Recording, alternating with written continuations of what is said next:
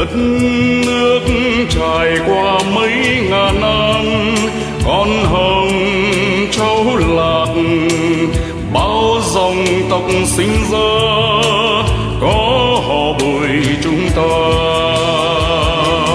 Từ ngàn đời nay cháu con nối nghiệp ông cha, yêu quê hương dựng xây đất nước. Họ Bùi hiền vinh qua bao tháng năm thăng trầm. Họ Bùi ta đất tổ linh thiêng, cháu con về hội tụ tìm nhau qua con tim họ Bùi.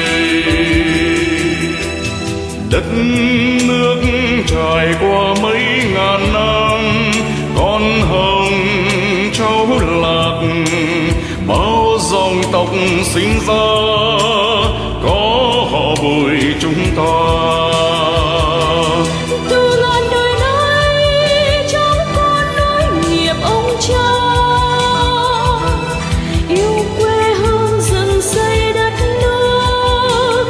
Họ Bùi hiền vinh qua bao tháng năm thăng trầm. Họ Bùi ta đất tổ linh thiêng, cháu con về hội tụ tìm nhau qua con tim họ Bùi.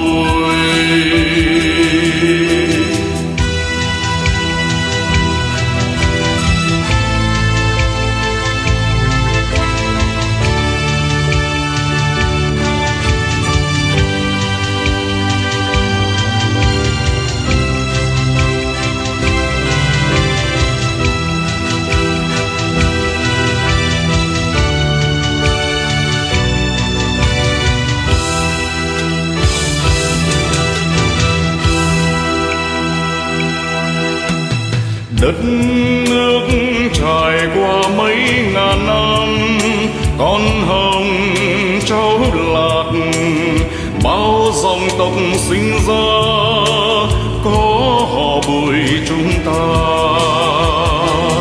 Từ ngàn đời nay cháu con nối nghiệp ông cha,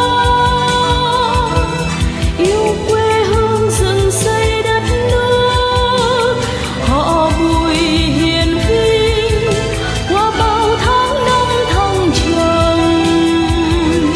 Họ Bùi ta đất tổ linh thiêng, cháu con về hội tụ tìm nhau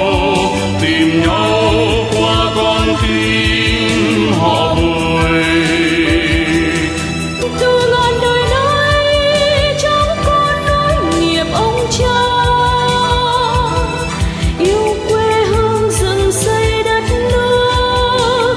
Họ Bùi hiền vinh qua bao tháng năm thăng trầm. Họ Bùi ta đất tổ linh thiêng, cháu con về hội tụ tìm nhau